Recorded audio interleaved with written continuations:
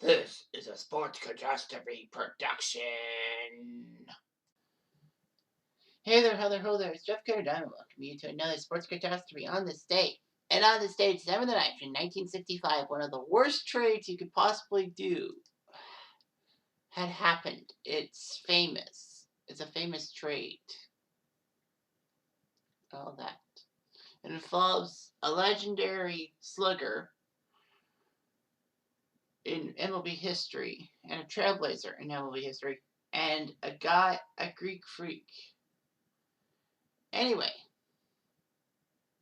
the Frank Robinson story is huge. Now, Frank Robinson died a couple years ago.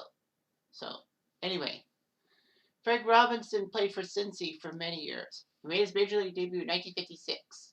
And he was a rookie, and he was named Rookie of the Year, hitting 38 home runs, which was amazing.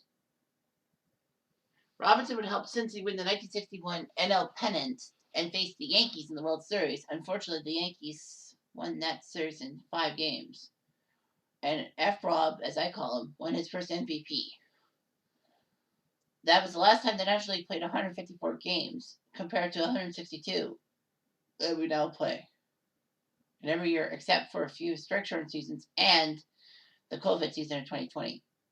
Robinson was a fierce competitor and an RBI's machine. And then, for some dumb reason, the Reds decided on December 9th of 1965 to trade him to Baltimore for Milt Pappas and a couple of other people.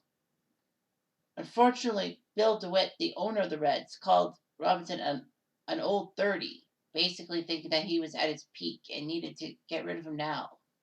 And all that. He actually had some great trades for the Reds in the 60s, rebuilding the Reds, but called Robinson not a young 30. The Reds looked good offensively, but pitching-wise, they need something. And Pappas was a great performer for Baltimore. And all of that. Let's just say the trade worked out well for one franchise and not for the other. Despite the fact that the Reds did recover well enough by 1970 to get back to the World Series and all that, subsequently they lost that World Series to the Orioles, ironically, where Frank Robinson was still playing. So F-Rob was still a good player and all that. His first year with Baltimore,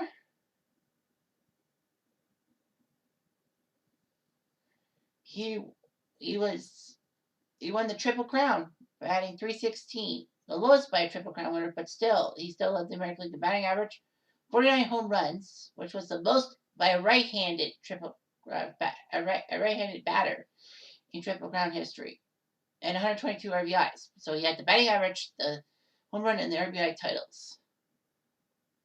Very amazing, don't you think?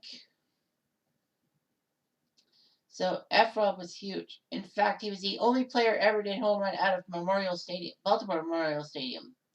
It was a 541-foot home run. And until Baltimore moved to Camden Yards, there was a flag that labeled "Here" was flown at the spot where the ball left the stadium. Wow. And F-Rob, surprisingly, was World Series MVP. Baltimore won the World Series, sweeping the LA Dodgers. And he was an icon for the Orioles. The Reds really regretted it. Pappas was of little help, and the Reds just had troubles. All that.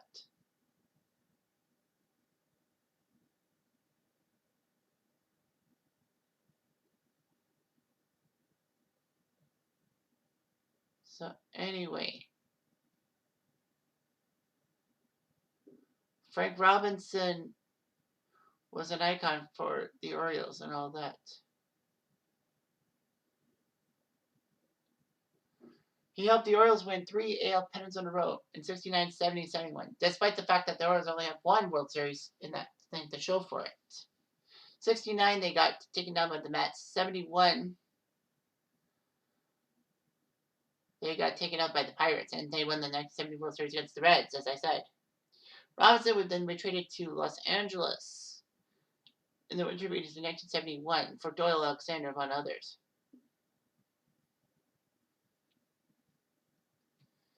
He would only play 1 year with the Dodgers and then was traded to the California Angels for Andy Messersmith.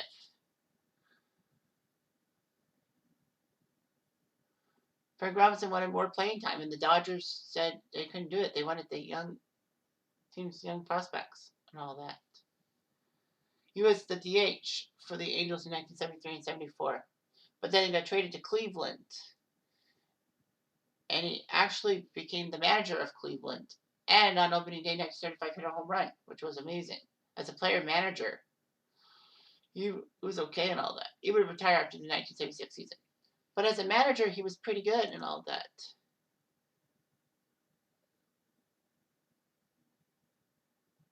So he was player management and the first black manager in the majors.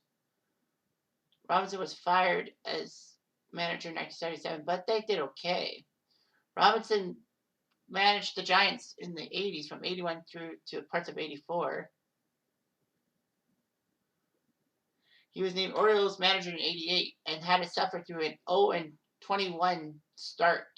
Well, the Orioles were 0-7 to start the 88 season and then fired Cal Ripken Sr. and put Robinson in. Robinson was there for a lot of the Orioles. The Orioles were 54-107, but the next year they crushed everyone and almost got the AL East, but they lost in the final week of the playoff of the regular season to my Blue Jays and all that. Robinson would manage Baltimore through 91, and then the Expos/Nats from 2002 to 2006. All that. He was decent for them, but a lot of people said that he was basically one of the worst managers and all of that.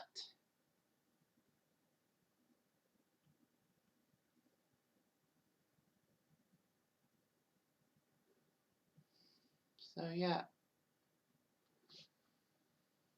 His managing career, he wasn't that bad.